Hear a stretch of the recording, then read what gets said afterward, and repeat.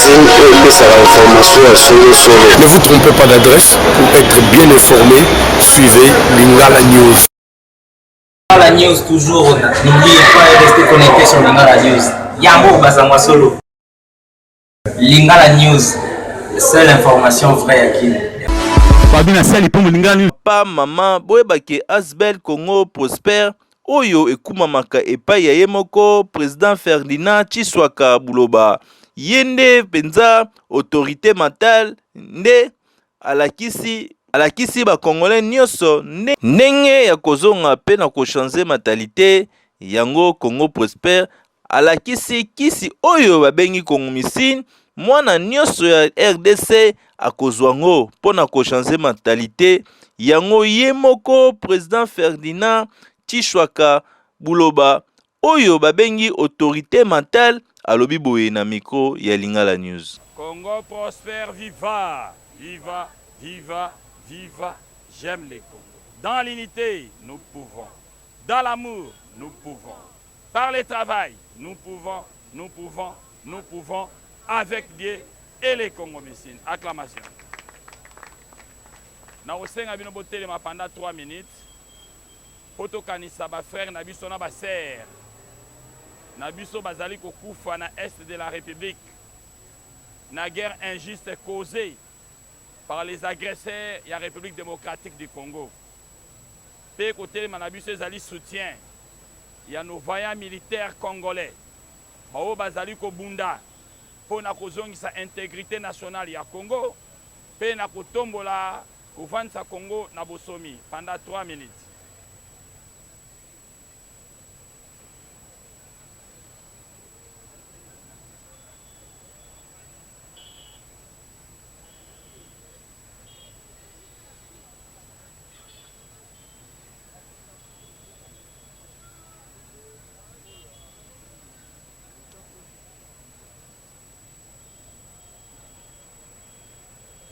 Ok, merci beaucoup Vanda.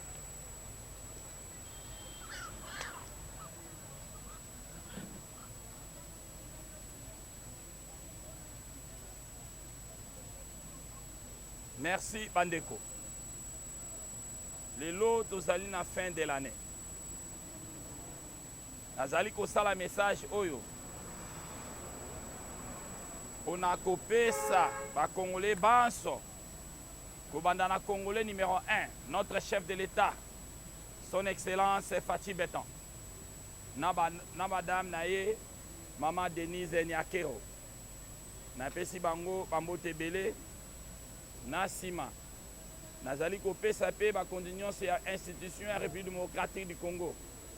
Bambote belé, pe na félicitations makasi pe malamu. Na ndenge oyo bazali ko bundela mboka la biso Congo. Congo oyo biso Asbel Congo Prosper. Lisanga ya bofuluki. Ya ba Congolais. Ya bomemi ba Congolais pe makanisi ya ba Congolais vers la prospérité sociale. Ndenge tolingi topesi bango pe bambote belé na ba félicitations belé na ndenge bazali ko kamba biso. Na yango tokozala na ngonga mingi te pe malobe kozala belé te. Mais tozali ko lancer un message de vie. Na bato nyonso pe ba Congolais banso ba o nzambe abateli biso pe to komiti mukolo ya lelo. Alors to tombeli bino mbula malamu oya 2023 vraiment zambo ya lola azala na biso abatela biso elongo na mokonzi ya mboka na biso chef de l'État son excellence o tobengaka première autorité mentale congolaise tozali ko baptiser si tout va bien les 4 janvier awa comme état première autorité mentale congolaise pour assister qui na école ya sagesse congolaise pour azali ko lakisa ya solo boni azali ko bunda pona mboka ndenge na lobaka toujours biso Congo Prosper tozali parti politique était tozali Asbel une association sans but lucratif et apolitique mais il y a développement multisectoriel. Na yango loko ezali sanga ya bofuluke. Ya biso ba Congolais. Pe ya mboka na biso Congo, yango tozali ko porter na mokolo ya lelo, poto pesa ba mbote belé et pa ya ba Congolais banso. baye bazali awa na kati ya Congo pe baye bazali na mboka ya bapaya mbote na bino nyonso kote bozali ngai autorité mentale na pesi bino autorité mentale ya mibale na nsima ya chef de l'état po bientôt tozobatize ye awa tozokomomore encore étant que première autorité mentale congolaise muto ya laksi solo boni que il faut abundela mboka na ye Congo pe elongola bani na nsima na ye tokobakisa papa na biso Jules alingi ete azali ndeko nalingaka mingi mpo namoni azali ndeko ya ndimi mpe lisusu kozala nsima ya chef de l'état mpo na kosunga bacongolais mpo na kosunga mboka Congo mpo na koparticipe selon vision na biso ya asbel na biso Congo prospère ndenge bozomona yango ezali wana ONG de asbel lisanga ya bofuluki ya Congo mpe bacongolais na yango mbula oyo nyonso tomekaki kotala mpe koloba mpe kolakisa oyo ezali boni kisi oyo tosali oyo tozali kosenga bakonzi ya mboka na biso na année oyo ya 2023 vraiment il faut te mettre yango en application tozotendre toujours loboko epai na bango po bango nde moto bazali na bamoyen tokokozala makanisi ya malamu baninga baponi na bango ke biso tokosala asbel ya koreinsere bafille mare bamosusu ya biso totala condition climatique mais biso tomoni ke bacongolais eloko ezali koempêche biso mpo tokende na prospérité ezali pauvreté mentale l'insuffisance mentale bozangi bomoto bwa moto bozangi mayele bwa moto yango wana tolobaki boye na mbula oyo lokola ekei mbula oyo tozobanda tokommettre tous les moyens possibles ensemble avec nos dirigeants de la République bao totendre me epai na bango soki bakoyoka biso ekozala malamu bientôt tokei na maponani makambo ezali ebele siko bakongolais bakopona banani fo bakongolais bazali averti bato basi bazwa kisi oyo tolobi ya Congo misine yango tozali kolela mpe kosenga epa bakonzi ya mboka vraiment bopesa biso maboko de façon tokamata kisi oyo tosali topanza yango epa congolais nyonso congolais ayeba mpo na botama congolais boni na kosala mpo na mboka na nga Congo boni na kobunda mpo na mboka na nga Congo boni mopaya koyosaka na mboka na nga Congo te boni na kokatana na kosala nyonso mpo monguna akota na mboka ya Congo te yango 2023 yango tozali kokende na yango tozali kosenga bakonzi ya mboka bosimplike na kati ya likambo ezali mayele ezali patrimoine national oyo nzambe atindi mpo na koede tout le peuple congolais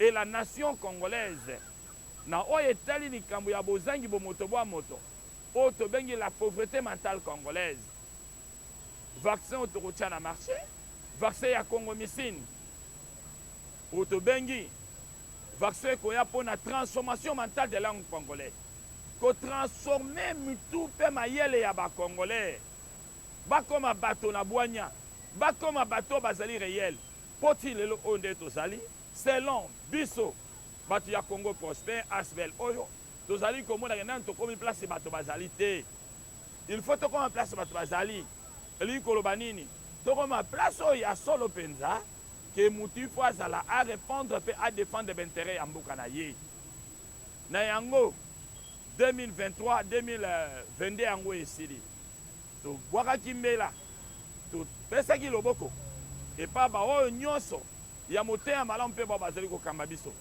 baya kosunga biso tomoni ata moko te yango tozolela toujours maponami yango ezoya tokoponama nani tokotia bainfiltré baoyo bakoya mpo na kokanga développement ya Congo baoyo bakoya mpo babebisa prospérité ya congolais.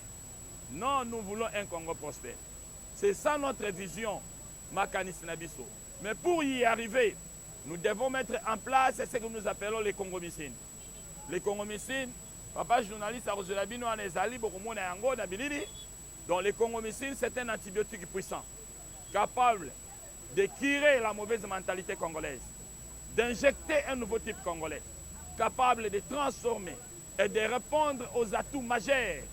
Oh, il y a République démocratique du Congo. Na yango, na bandi que moi message nazali kopesa.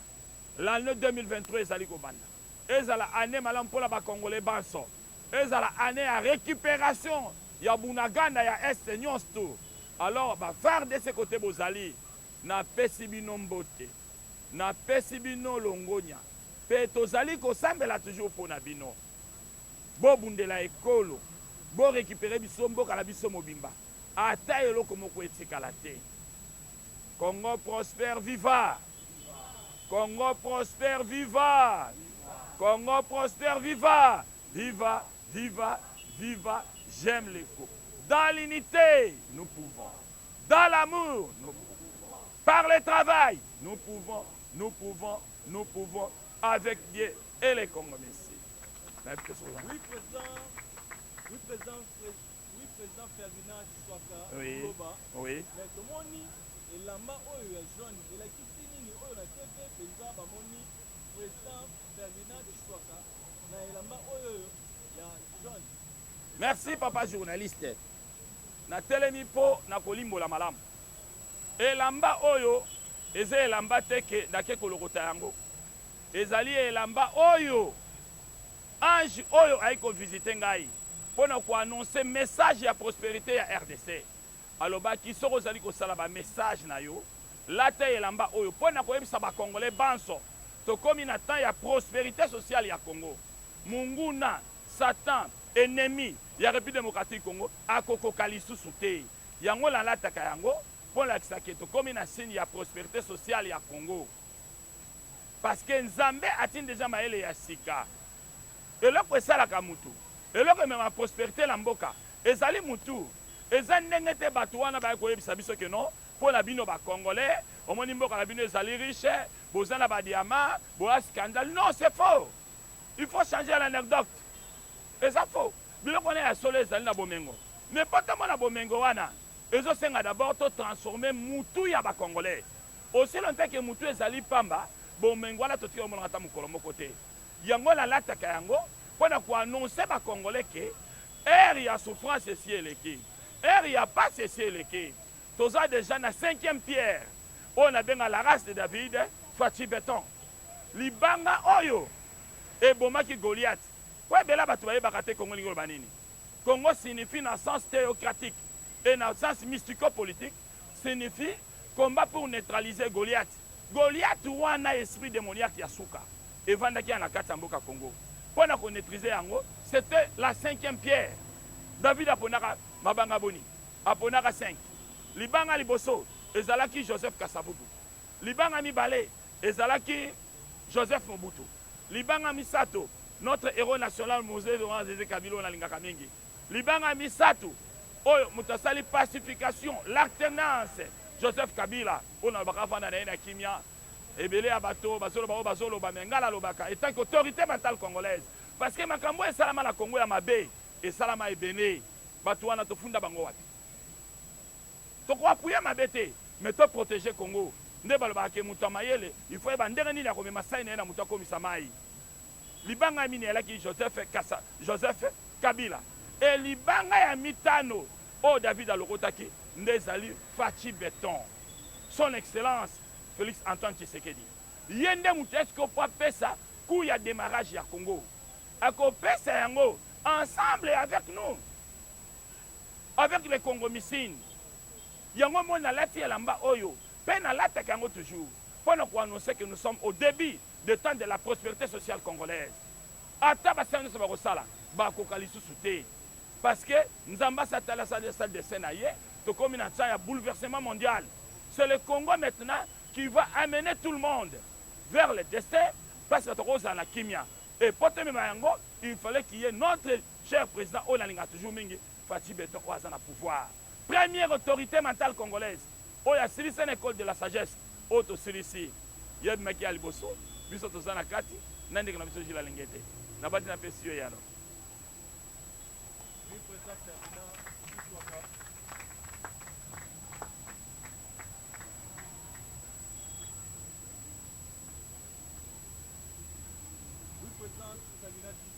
Oui. Autorité mentale Autorité mentale et ligne kolobanine. c'est-à-dire moto aye na makanisi ya malambo ya changer ba congolais ya kobunda mpo na Congo parce que na mboka oyo tomonaki autorité morale baza ebele ti lelo bazobotama me nayebi te bateyaka moralité nini balobi mboka oyo bazokotango kometa mboka moko eza na kati ya corruption soki soki na niveau nini mais on avait ces autorités morales mpe toza toujours na bango. Il s'agit de quelle moralité au baroté à Congolais. C'est ainsi nous disons que ici au Congo, notre première autorité mentale, c'est Fatih Béton qui est là. Et nous sommes là. Deuxième, nous baptisons pas Papa Gilles Alingete. Bateau yo bazali na souci à Congo. Bateau yo balinga bakufa pour na Congo. Bateau yo bamonake avant tout c'est le Congo.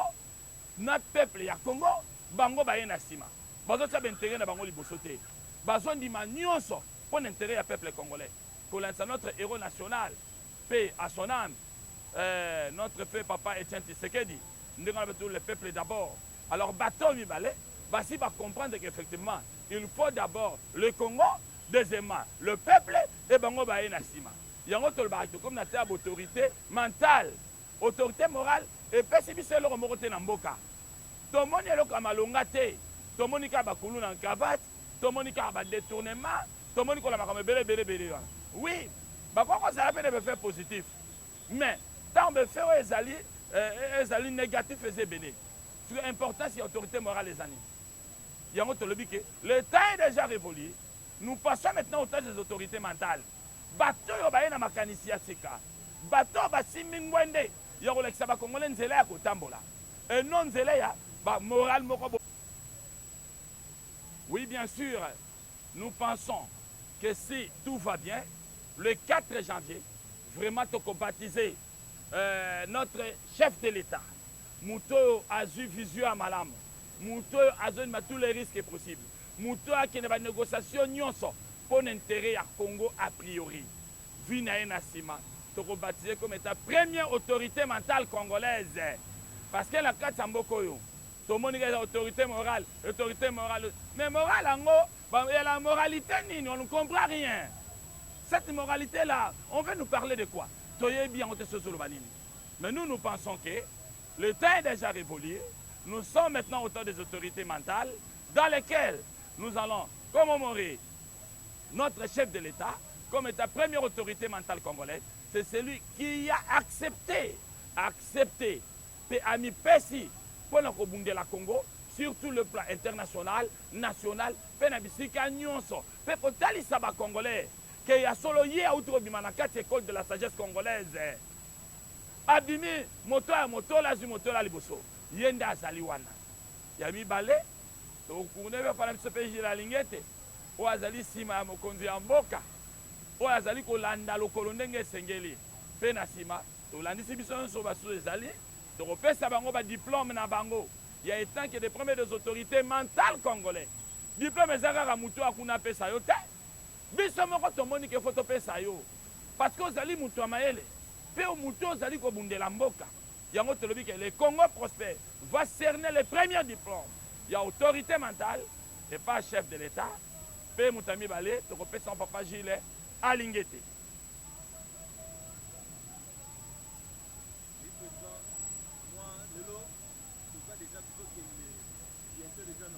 Oui.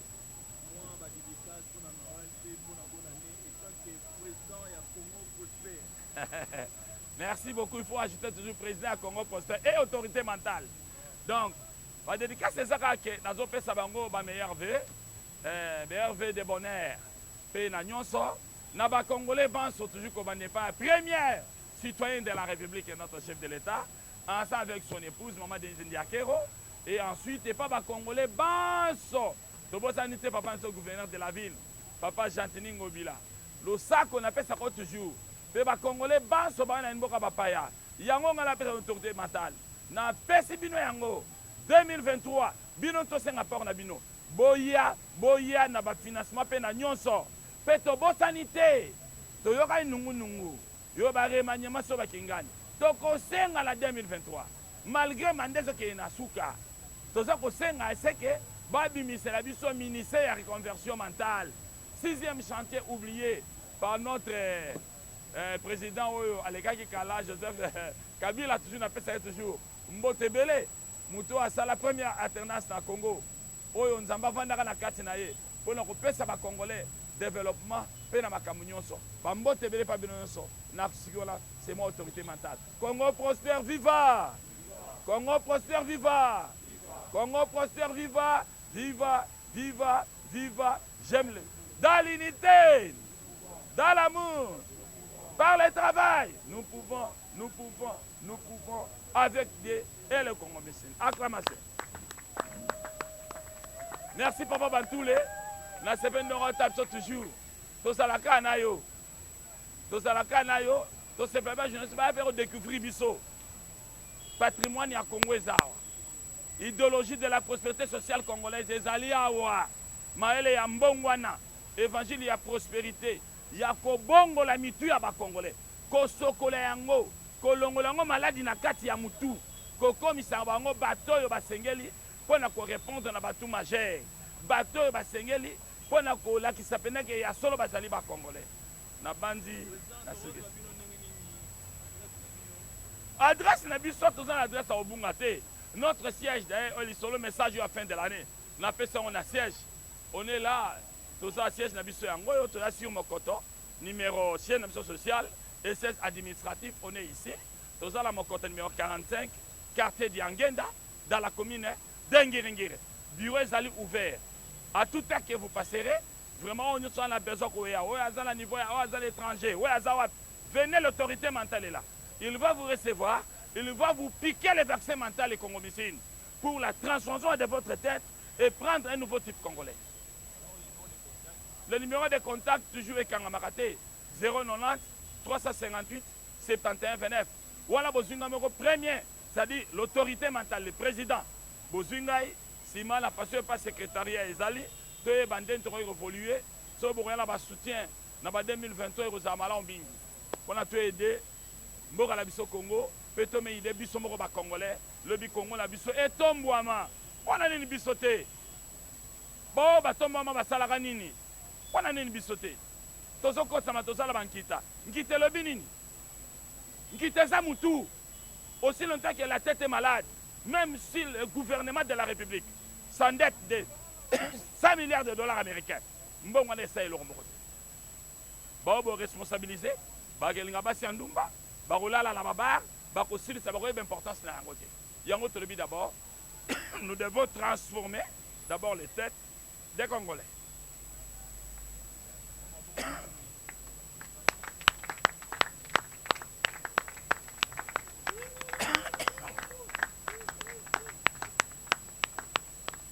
Viva, viva, viva, viva, dans l'unité, dans l'amour.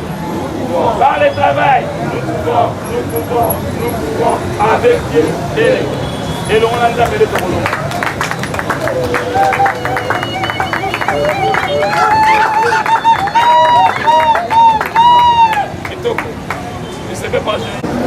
ntango mwana mboka Félix Tshisekedi azungoka alingi azongisa jeunesse na nzela yango omoni autorité mentale awuti koloba awa il faut congolais mikosala nini ezonga tozolinga yango na manda oyo ekoya topesa président de la république chance po aza na posa ya soutien ya peuple congolais oyo aza na souci ya koyoka bandeko na ye bazokufa azolala te mpona kokundela mboka oyo biso mpe tokosoutenir ye tokotika ye te atanke mwana ya mboka me nazosenga na bacongolais nyonso tozala ini mpo Congo ekende liboso totika bamakambo oyo tozoyoka libanda mpo toya kokotisa yango na kati ya mboka na biso eloko nga nazosenga yango wana na félicité mpe autorité mentale na ndenge apesi message oyo na peuple congolais ya fin de l'année eza mpe kolamusa bato na makambo ya po biso moko nde toza awa tozali lokola bapremière vaccine na ye oyo tozwa vaccin wana